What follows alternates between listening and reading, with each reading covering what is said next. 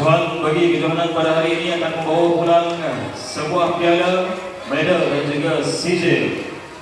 Johan bagi kejohanan futsal peringkat daerah Batu Pahat bawah 10 tahun sempena Karnival Keusahawanan Sekolah Kebangsaan Paribera tahun 2024 disandang oleh Sekolah Kebangsaan Tarik Bilal.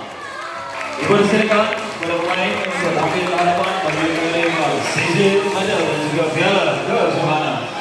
Dipersilakan.